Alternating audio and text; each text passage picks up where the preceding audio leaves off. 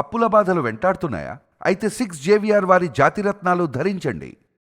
Hi, welcome to మనం TV. మన TV మన కోసం. తెలంగాణ రేవంత్ సర్కార్ పేదలకు, ఎవరైతే ఇల్లు కట్టుకునే వాళ్ళకి శుభవార్త చెప్పింది.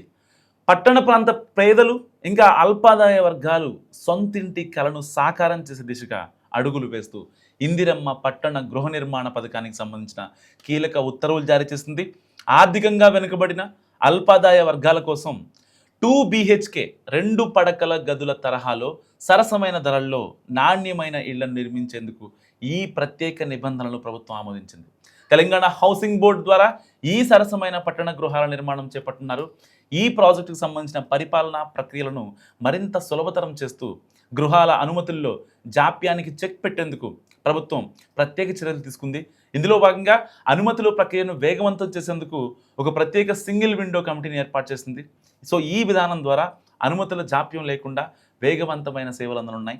అలాగే నిర్మాణాలను త్వరితగతిన పూర్తి చేసేందుకు వీలుగా బిల్డ్ నౌ వర్క్ ఫ్లో అనే ప్రత్యేకమైన అనుమతుల ప్రక్రియను అమల్లోకి తీసుకొచ్చింది రేవంత్ సర్కార్.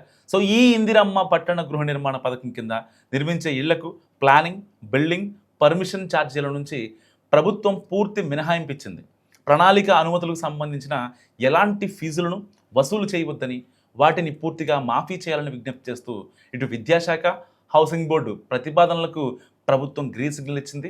సో ఈ రాయితీలు సులభతరమైన అనుమతుల ద్వారా పట్టణ పేదలకు నాణ్యమైన ఇళ్లను సకాలంలో అందుబాటు ధరల్లో అందించడమే ప్రభుత్వ ప్రధాన లక్ష్యమని ఉత్తర్వుల్లో స్పష్టం చేశారు.